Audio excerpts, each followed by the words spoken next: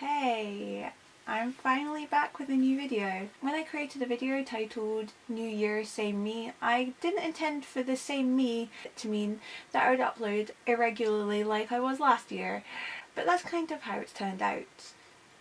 Oops. I kind of wanted to kick that habit a little bit. And while I'm all about expecting less of myself this year, one of my goals had been to upload every week. And that one's already gone. So yeah, the goals are looking pretty good this year so far. However, there is a reason for the lack of video last week. I actually created a video to upload. In fact, I made it 4 times, and each time it turned out terribly. I wrote the video, I tried filming it the Saturday before I wanted to upload it, and that ended up in disaster because there was so much background noise and I had to abort the attempt halfway through. The second attempt happened on Monday, also in the afternoon, and again every car in the entire world tried to drive past my window.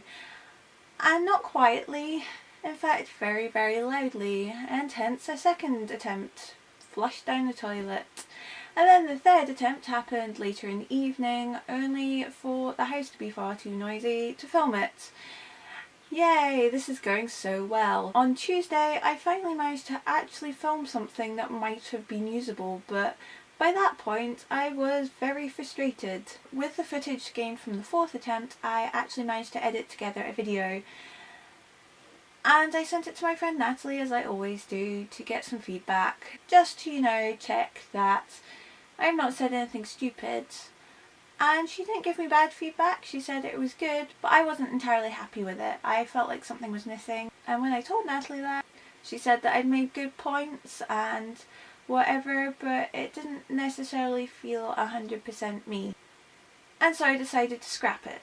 And part of that might have been my perfectionism, but I think also I just needed to take a step back and breathe.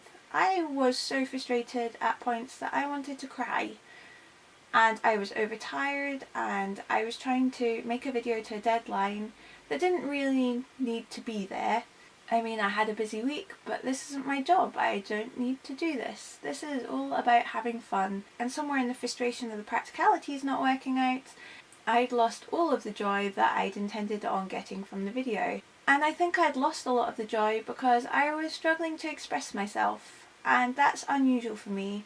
I'm usually pretty good at putting words on what I feel, but somehow capturing them in a video was very tricky. This video is based on a conversation that I'd been having multiple times with loads of different friends, so I knew that I was capable of communicating what I wanted to, but it just wasn't coming out in the final product, and I don't really know why. But I came to realise that this feeling of frustration was less a one-off event and something I feel quite regularly in my creative life.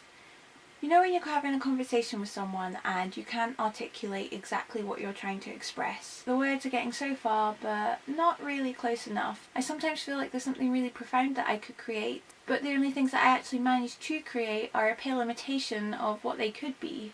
Like one day maybe I'll eventually get there, but at the moment I'm falling short somehow. All the intention is there, but without the power of the thought or feeling that I'm creating from. There's this build-up and this tension, and it's frustrating. But I think the thing that I'm realising more and more is that most of the time genius appears in hard graft and tenacity, and in the relentlessness of not giving up until the thought in the head and the feeling in the heart is expressed in the physical. It means just boldly pushing on when you can't quite communicate what you want to. I think most creative ideas eventually melt down to gold if you're willing to just put the work in to refine it enough. And that's a process. I think it's where we get second album syndrome from. And what is second album syndrome, I hear you ask? I mean, you are asking that question, right? So you know when a band releases a second album and it just doesn't sound quite as them as the first album did? Because the first album was the work of maybe a decade.